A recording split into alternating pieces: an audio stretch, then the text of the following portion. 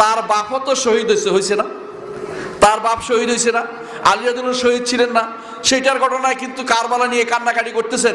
আর ওমর রাদিয়াল্লাহু আনহু শহীদ হয়েছে না? ওসমান রাদিয়াল্লাহু শহীদ হয়েছেন না? ওইগুলির কোনো আলোচনা তাদের কাছে নাই। আর আল্লাহ তাআলার ইচ্ছা যে ওমর রাদিয়াল্লাহু আনহুকে তিনি হেফাজত করবেন, এই জন্য ওমর রাদিয়াল্লাহু আনহুর দিকে তিনি শিয়ারা কোনোদিন বা সুফিরা কোনোদিন নিজেদের সম্পৃক্ত করে না। কারণ ওমর রাদিয়াল্লাহু আনহু থেকে শয়তান বহু দূরে যায়। কার কথা এটা? আল্লাহ রসুলের কথা, বুঝছেন তো? তখন রাসূলুল্লাহ সাল্লাল্লাহু আলাইহি ওয়াসাল্লাম একদিন বলছেন, ওমর, শয়তান তুমি যে রাস্তায় চলো এই রাস্তায় শয়তান কোনোদিন চলে না, আরেক রাস্তায় চলে। মরার পরেও শয়তান তার কারসাজি দিয়ে সুফিবাদকে উমরের দিকে নিসবত করতে পারে নাই। কোন দিকে নিসবত করছে? আলীর দিকে নিসবত করে দিয়েছে, বুঝলেন তো? আলী রাদিয়াল্লাহু আনহু তো এই বৈশিষ্ট্য দেয় নাই, সুতরাং এই দিকে নিসবত করছে। আলী রাদিয়াল্লাহু আনহু তা থেকে সম্পূর্ণ মুক্ত। এটা মিথ্যাচার করা হচ্ছে তার উপরে।